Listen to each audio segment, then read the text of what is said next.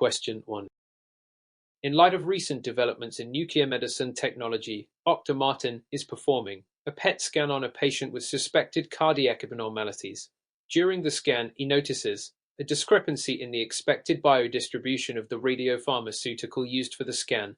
Which of the following factors could be contributing to the abnormal biodistribution pattern observed in the patient's imaging results? A. The patient's recent use of a calcium channel blocker. B. The patient's low blood glucose levels. C. The age and weight of the patient. D. The patient's high serum calcium levels. Answer. Correct answer A. The patient's recent use of a calcium channel blocker. Explanation. The biodistribution of radiopharmaceuticals, particularly those used in PET scans for cardiac imaging, can be influenced by pharmacological agents such as calcium channel blockers. These medications can alter myocardial blood flow and uptake of radio traces such as FDG fluorodeoxyglucose, resulting in abnormal imaging patterns. Glucose levels, option B, also impact FDG uptake, but in this case a pharmacological agent like a calcium channel blocker is more likely to cause the observed abnormality. Age and weight, option C, or serum calcium levels, option D, do not typically have a direct impact on biodistribution to the extent described here. Question 2. When considering radiation interactions with matter, a technician is working with a gamma ray source. Which of the following statements correctly explains the interaction of gamma rays with matter? A. Gamma rays primarily cause ionization by the photoelectric effect. B. The Compton scattering effect is primarily responsible for gamma ray interactions in dense materials. C. Pair production is the most likely interaction at energies below 1.2 MeV. D. Gamma rays can only be detected through direct ionization. Answer. Correct answer. B. The Compton scattering effect is primarily responsible for gamma ray interactions in dense materials. Explanation. Gamma rays interact with matter mainly through Compton scattering, particularly in dense materials, such as tissues in nuclear medicine procedures. In the photoelectric effect, option A, gamma rays transfer all of their energy to an inner shell electron, which is more common at low photon energies, typically below 100. Pair production, option C, only occurs at photon energies above 1.2 MeV and involves the conversion of photon energy into an electron-positron pair. Direct ionization, option D, does not adequately describe the way gamma rays interact with matter at typical diagnostic energies, making Compton scattering the most relevant effect here. Question 3. Given the circumstances of a nuclear medicine imaging session, Mr. Robertson is preparing a patient for a bone scan using technetium-99 meters labeled methylene diphosphonate, MDP. The radiopharmaceutical is being injected intravenously. Which of the following factors most significantly affects the biodistribution of this radiopharmaceutical in bone imaging? A. The patient's hydration status. B. The patient's age and sex. C. The presence of pacemaker. D. The type of imaging device used for the scan. Answer. Correct answer A. The patient's hydration status. Explanation. Hydration status can significantly influence the biodistribution of radiopharmaceuticals, including technetium-99 meters MEP, which is used for bone imaging. Proper hydration helps optimize blood flow and ensures that the radiotracer is efficiently distributed to the bones. Dehydration can cause reduced renal clearance, affecting the tracer's distribution. Age and sex, option B, are less significant compared to hydration. The presence of pacemaker, option C, does not directly affect the radiopharmaceutical's biodistribution.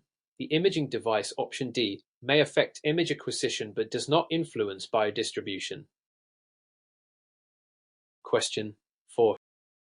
The general consensus is that when conducting quality control for a gamma camera, spatial resolution is one of the most important performance characteristics to evaluate. Which of the following directly affects the spatial resolution of a gamma camera during imaging? A. The energy window of the photomultiplier tubes. B. The collimator design used during the scan. C. The sensitivity of the scintillation crystal. D. The amount of radiopharmaceutical injected into the patient.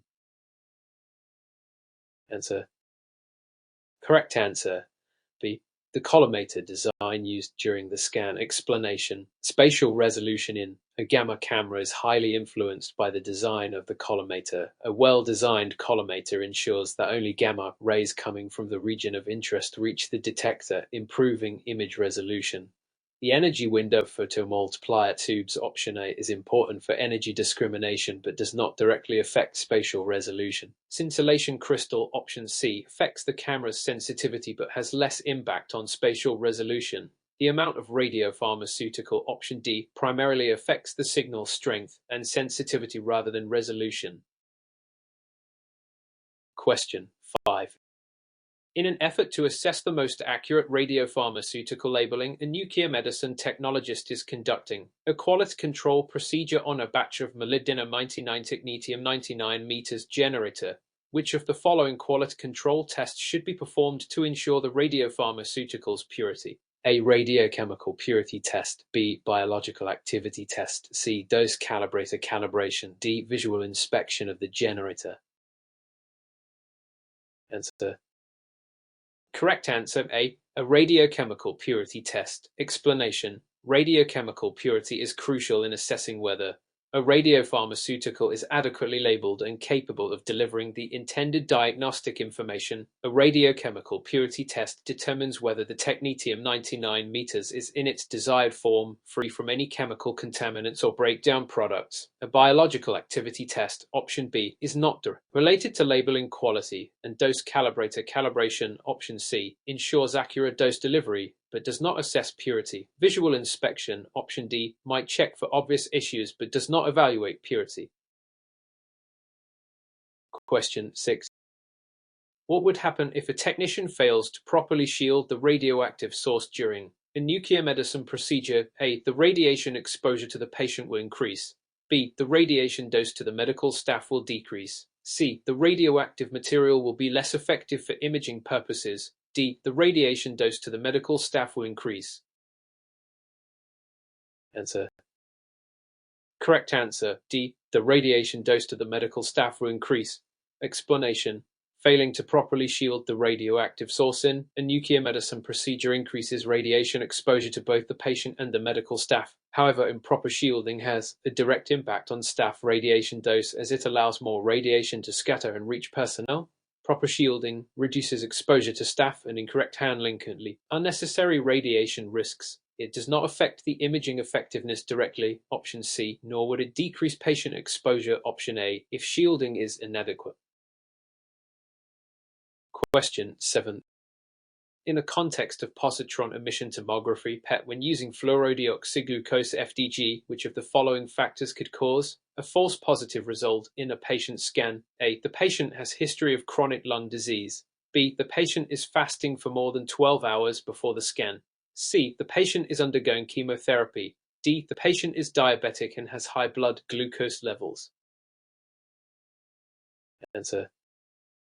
Correct answer, D. The patient is diabetic and has high blood glucose levels. Explanation. In PET imaging using FDG, high blood glucose levels in diabetic patients can lead to a false positive result. This occurs because FDG is a glucose analog, and elevated glucose levels may compete with FDG for uptake by tissues, causing non-specific uptake in areas that are not of clinical interest, such as the muscles. Chronic disease, option A, fasting, option B, and chemotherapy, option C, do not directly contribute to false positives in the same manner as elevated glucose levels. Question 8. Taking into account the calibration of radiation detectors, which of the following principles is critical for ensuring accurate measurements in a gas-filled detector, such as a Geiger Müller counter? A. The counter should be calibrated using standard reference source of the same energy as the detector. B. The counter should only be calibrated when it is idle, not in use. C. The counter's performance does not need to be recalibrated unless damaged. D. The counter should be recalibrated monthly regardless of use. Answer. Correct answer A. The counter should be calibrated using a standard reference source of the same energy as the detector. Explanation. For accurate measurements, it is crucial that a gas-filled detector like a Geiger Müller counter be calibrated using reference source that matches the energy of the radiation being detected. This ensures that the detector is appropriately tuned to measure radiation accurately at the relevant energy level. Calibration when idle, option B, not sufficient, and recalibration, option C, should occur based on performance, not just damage. Regular recalibration, option D, might be unnecessary unless performance deviates. Question 9. Considering the implications of radiation protection, Dr. Thompson is working in the nuclear medicine department to minimize radiation exposure to personnel. Which of the following best describes a key principle of radiation protection during patient imaging? A. Increase the time spent near the radiation source to monitor the patient. B. Reduce the distance from the radiation source while imaging. C. Use shielding to protect the staff from scattered radiation. D. Maximize the patient's exposure to ensure diagnostic quality. Answer. Correct answer. C. Use shielding to protect the staff from scattered radiation. Explanation. ARRTN, as low as reasonably achievable, principle is central to radiation protection and encourages minimizing radiation exposure. Shielding is a key method to reduce exposure, particularly to scattered radiation, which is common in nuclear medicine imaging. Increasing time near the source, option A, and reducing distance, option B, would increase violating the principle. Maximizing patient exposure, option D, is counterproductive and should never be done. Question 10. The primary reason for utilizing quality control procedures on radiopharmaceuticals is to ensure A. The radiopharmaceutical is administered at the correct dose. B. The radiopharmaceutical is free from bacterial contamination. C. The radiopharmaceutical meets the standards of radiochemical purity, radionuclidic purity, and pharmaceutical purity.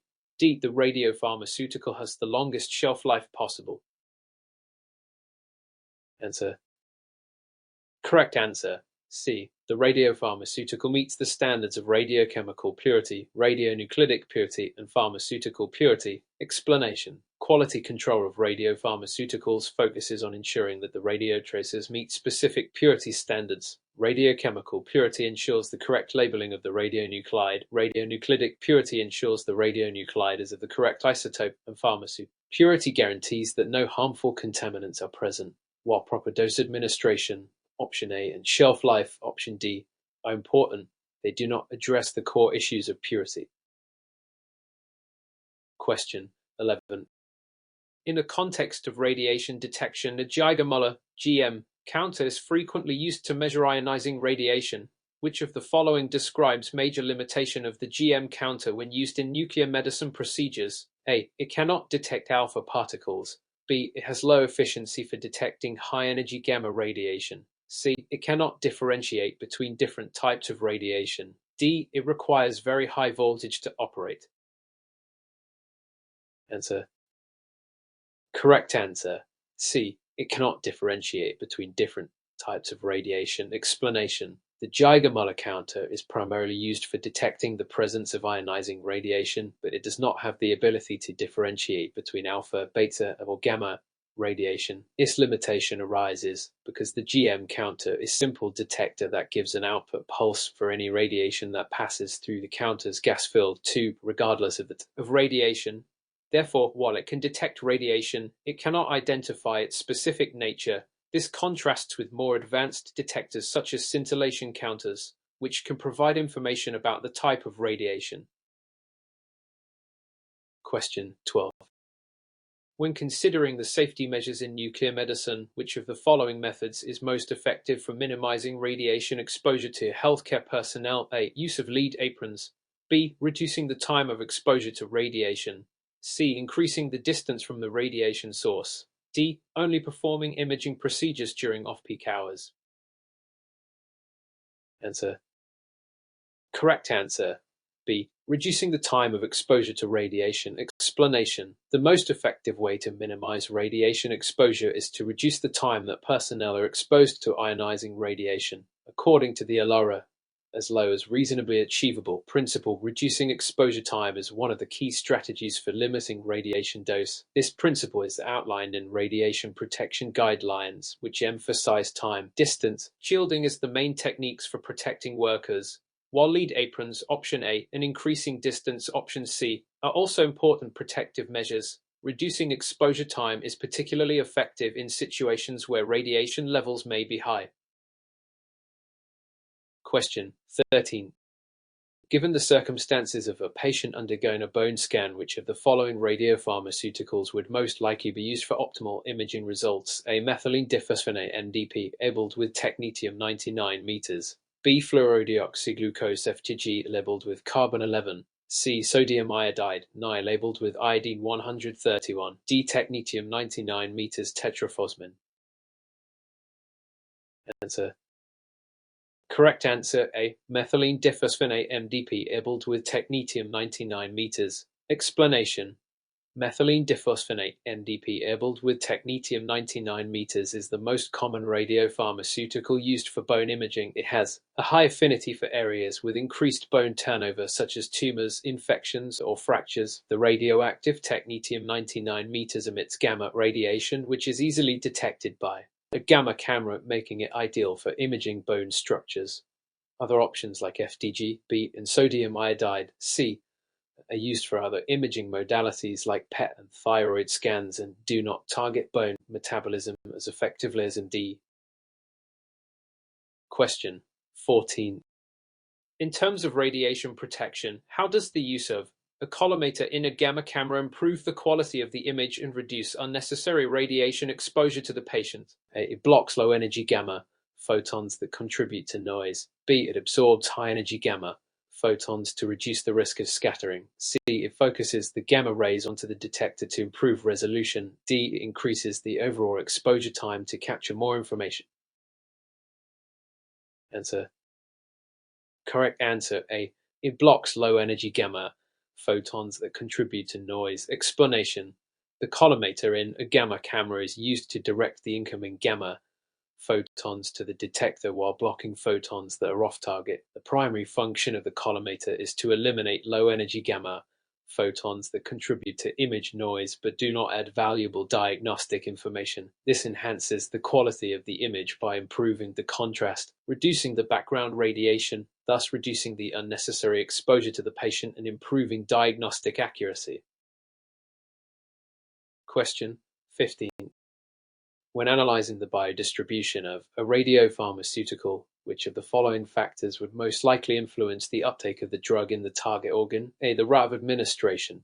B. The patient's body weight. C. The presence of renal insufficiency. D. The type of radiation emitted by the radiopharmaceutical. Answer. Correct answer A. The route of administration. Explanation. The route of administration of a radiopharmaceutical significantly influences its biodistribution. For example, intravenous injection typically results in more rapid and uniform distribution of the radiopharmaceutical throughout the body, whereas oral administration might lead to slower and less predictable uptake. Other factors, such as renal insufficiency, C, may influence excretion but do not necessarily affect initial uptake. The type of radiation emitted, D, does not influence how the radiopharmaceutical distributes in the body but rather determines the imaging modality. Question 16. A patient with a history of severe allergic reactions is about to undergo a radiopharmaceutical injection for a PET scan. Which of the following precautions should be taken to mitigate the risk of an adverse reaction? A. Administering a corticosteroid prior to injection to reduce inflammation. B. Using a non-radioactive tracer instead of a radiopharmaceutical. C. Performing a skin test to ensure there are no allergic reactions to the radiopharmaceutical. D. Reducing the dose of the radiopharmaceutical to minimize allergic reaction. Answer. Correct answer. C. Performing a skin test to ensure there are no allergic reactions to the radiopharmaceutical. Explanation. In patients with a history of allergic reactions, a skin test should be performed to assess potential allergic responses to the radiopharmaceutical. This test can identify sensitivities to the specific compound before it is administered intravenously, while corticosteroids A and dose reduction D may be helpful in reactions. Performing a skin test C is the best method to prevent severe allergic reactions. Non-radioactive tracers B are not typically used in nuclear medicine as the radiolabeling is essential for imaging. Question 17. Which of the following statements about positron emission tomography PET imaging is most accurate in describing the technology's strengths in clinical diagnostics? A. PET imaging provides excellent spatial resolution, making it ideal for detecting small tumors. B. PET imaging allows for the simultaneous measurement of both metabolic and anatomical information. C. PET imaging uses a higher radiation dose compared to other imaging modalities like ET or MRI. D. PET imaging is not useful for imaging soft tissues as it primarily targets bone structures. Answer. Correct answer B. PET imaging allows for the simultaneous measurement of both metabolic and anatomical information. Explanation. PET imaging is unique in its ability to combine both metabolic, functional, and anatomical structural information. The use of radiolabeled tracers, such as F2G, allows PET to detect metabolic activity in tissues, which is useful for identifying abnormal tissue growth, such as cancer. Unlike MRI, which provides structural images, PET can show the physiological activity within tissues, which is particularly valuable in oncology, cardiology, and neurology. The other options either mischaracterize the strengths of PET or compare it inaccurately to other imaging modalities. Question 18. Based on the information from recent studies on radiation biology, what is the primary difference between direct and indirect effects of radiation on cellular structures? A. Direct effects involve the damage to DNA molecules, while indirect effects involve the creation of free radicals. B. Direct effects involve the creation of free radicals, while indirect effects involve the damage to cellular membranes. C. Direct effects primarily affect proteins, while indirect effects mainly affect lipids. D. There is no significant difference if both effects involve the same processes. Answer. Correct answer A. Direct effects involve the damage to DNA molecules, while indirect effects involve the creation of free radicals. Explanation. In radiation biology, direct effects occur when ionizing radiation directly interacts with cellular DNA, leading to breaks in the DNA strands or mutations. Indirect effects occur when radiation interacts with water molecules in the cell, leading to the creation of free radicals, which can then damage various cellular structures, including DNA. While both effects contribute to cellular damage, the direct effect is a result of radiation directly hitting the DNA, whereas the indirect effect is more widespread and involves secondary damage via reactive species like free radicals. Question 19. To ensure the radiopharmaceuticals used in nuclear medicine procedures are of adequate quality, which of the following tests is most crucial for assessing their radiochemical purity? A. Visual inspection of the radiopharmaceutical solution for color changes. B. Thin layer chromatography (TLC) to assess the separation of radiochemical species. C. Measuring the pH level of the solution. D. Conducting a microbial contamination test. Answer. Correct answer B. Thin layer chromatography (TLC) to assess the separation of radiochemical species. Explanation.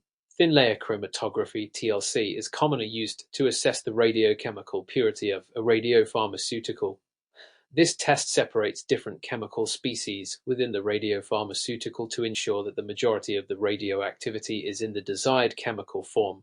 Radiochemical purity is critical because impurities can to inaccurate imaging results or increased toxicity, while pH measurement, C, and microbial tests, D, are also important for ensuring overall quality. TLC is specifically used to measure radiochemical purity. Question 20. What is the most significant challenge in maintaining accurate and precise SPECT imaging in nuclear medicine? A. The degradation of scintillation crystals over time. B. The need for proper calibration of the gamma camera system.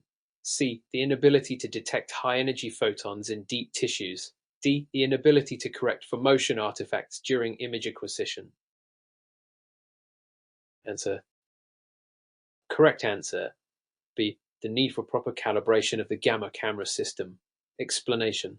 One of the most significant challenges in maintaining accurate and precise SPECT imaging is ensuring the gamma camera system is properly calibrated. Calibration affects the system's sensitivity, spatial resolution, and uniformity, all of which are critical for producing high-quality images. Inadequate calibration can lead to errors in quantification and poor quality. While scintillation, crystal degradation, A, and motion artifacts, D, are important considerations, proper calibration is essential for the overall effectiveness of the SPECT system in clinical practice. Question 21. In radiation oncology, which of the following methods is considered the most effective in minimizing radiation exposure to healthy tissues while maximizing the dose to the tumor? A. Use of multiple radiation beams from different angles. B. Increasing the total dose of radiation to the tumor. C. Using high-energy photon beams to treat deep tumors. D. Administering radiation in a single dose rather than fractionated doses. Answer. Correct answer A. Use of multiple radiation beams from different angles. Explanation. Using multiple radiation beams from different angles is a key strategy in radiation oncology to maximize the dose delivered to the tumor while minimizing exposure to surrounding healthy tissues. This technique is known as a conformal radiation therapy, where beams from various angles converge on the tumor, allowing a high dose to be delivered precisely to the target. Increasing the total dose, B, or using high-energy photon beams, C, are important but not as effective in protecting healthy tissue compared to precise beam placement. Administering radiation in a single dose, D, could increase the risk to healthy tissues and is less commonly used compared to fractionated doses, which are more tolerable. Question 22. When planning external beam radiation therapy, what is the primary factor that determines the field size used to irradiate a tumor? A, the location and size of the tumor. B, the type of radiation beam being used. C, the patient's age and general health condition. D, the dose of radiation required for treatment. Answer. Correct answer A, the location and size of the tumor. Explanation. The field size for external beam radiation therapy is primarily determined by the location and size of the tumor. This ensures that the tumor receives an adequate dose of radiation while minimizing exposure to surrounding healthy tissues. Factors such as the type of radiation beam B and the dose of radiation D influence treatment planning but are secondary to the tumor size, location in determining the beam's field size, the patient's age and general health. C, affect overall treatment decisions but are not directly related to field size calculation. Question 23. Which of the following principles is most important in determining the appropriate radiation dose for a patient receiving radiation therapy for cancer? A, the patient's ability to tolerate the treatment. B, the stage and grade of the cancer. C, the type of radiation equipment used in treatment. D, the tumor's response to prior treatments. Answer. Correct answer B, the stage and grade of the cancer. Explanation. The appropriate radiation dose for cancer treatment is most often determined by the stage, extent of spread, and grade aggressiveness of the cancer. These factors help oncologists decide how aggressive the treatment should be to achieve the best outcome, while the patient's ability to tolerate treatment and their prior response to treatments D are also important considerations. The characteristics are the primary drivers of radiation dosing. The type of radiation equipment C can affect how the dose is delivered but does not influence the amount of dose required. Question 24. Which of the following is a major limitation of using intensity-modulated radiation therapy (IMRT) in clinical practice? A, it is less effective than conventional radiation therapy. B, it requires advanced planning and equipment. C, it increases the radiation dose to healthy tissues. D, it is not suitable for tumors located deep in the body. Answer. Correct answer B, it requires advanced planning and equipment. Explanation. Intensity-modulated radiation therapy (IMRT) is a highly advanced form of radiation therapy that allows for precise control of the radiation dose delivered to the tumor while minimizing exposure to healthy tissues. However, one of the main limitations is the need for advanced planning and specialized equipment. This requires sophisticated software and imaging techniques as well as linear accelerator capable of delivering modulated beams. While IMRT is very effective and can treat deep tumors, D, it does require significant resources. It also aims to minimize radiation to healthy tissues. C. Question 25. What is the primary reason for using image-guided radiation therapy in modern radiation oncology? A, to enable real-time monitoring of tumor movement during treatment. B, to deliver radiation more accurately than traditional radiation therapy. C, to reduce the number of radiation sessions required for treatment. D, to minimize the cost of radiation therapy by reducing treatment time. Answer. Correct answer A, to enable real-time monitoring of tumor movement during treatment. Explanation. Image-guided radiation therapy (IGIT) allows clinicians to track the tumor's position in real time during treatment. This is particularly important for tumors that move due to breathing or other bodily functions. IGIT enables adjustments to be made to ensure the radiation dose is accurately delivered to the tumor, reducing the risk of damaging surrounding healthy tissue. While IGET can improve accuracy, B. Its primary advantage is real-time monitoring. A. It does not necessarily reduce the number of sessions. C. Or cost. D. Question 26. In the context of radiation protection, which of the following is considered the most effective method for reducing scatter radiation in a radiology department? A. Increasing the distance between the radiation source and the patient. B. Using shielding materials such as lead aprons. C. Reducing the exposure time during procedures. D. Using a collimator to restrict the beam size. Answer. Correct answer, D. Using a collimator to restrict the beam size. Explanation. Using a collimator to restrict the size of the radiation beam is the most effective method for reducing scatter radiation. Collimators limit the radiation to the area of interest, preventing unnecessary exposure to surrounding tissues and reducing scatter, while increasing distance. A and using shielding B are also important strategies for minimizing radiation. Collimation directly addresses scatter radiation, which can degrade image quality and contribute to unnecessary exposure. Reducing exposure time C is important, but it is not as effective in addressing scatter radiation. Question 27. Which of the following factors is most important when determining whether a patient is a candidate for stereotactic radiosurgery (SRS)? A. The patient's ability to undergo general anesthesia.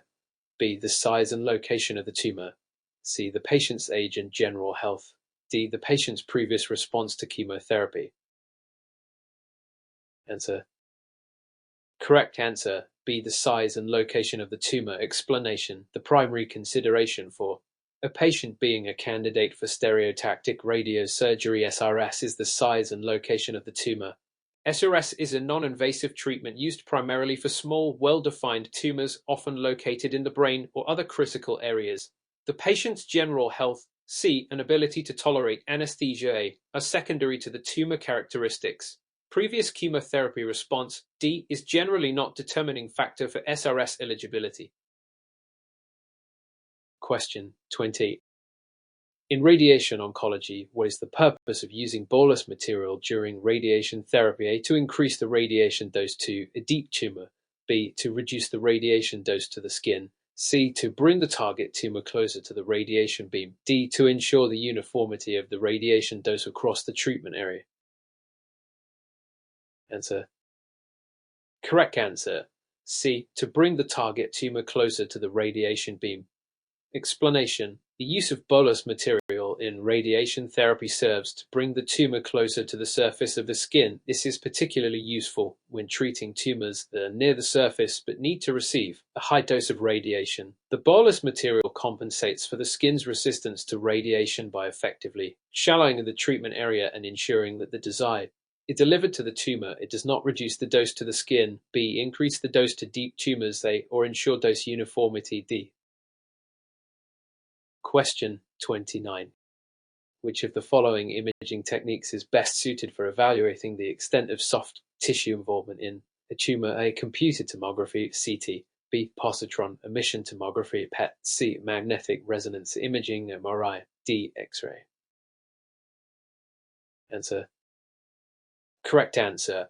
C. Magnetic resonance imaging (MRI). Explanation. Magnetic resonance imaging (MRI) is particularly effective at evaluating the extent of soft tissue involvement in tumors because it provides high-resolution images of soft tissues and is sensitive to differences in tissue composition, while CTA and PET-B are useful for imaging tumors. MRI is superior for soft tissue contrast and is often used to assess the tumors in areas like the brain, spinal cord, and pelvic organs. X-ray D is not typically used to evaluate soft tissues in depth.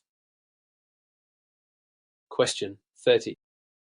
Which of the following types of radiation therapy uses a particle beam, such as protons, to treat cancer? A. Stereotactic radiosurgery (SRS). B. Proton beam therapy. C. Intensity modulated radiation therapy (IMIT). D. Brachytherapy. Answer. Correct answer. B. Proton beam therapy. Explanation. Proton beam therapy uses protons, charged particles, rather than traditional X-rays to treat cancer. protons have mass and charge, and they deposit most of their energy directly in the tumor, which allows for highly localized treatment with minimal damage to surrounding tissues. This makes proton therapy particularly effective for tumors near critical structures. SRS-A IMiT, C, and brachytherapy, D, all use different radiation modalities, with IMiT using X-rays and SRS being a form of high-precision radiation therapy.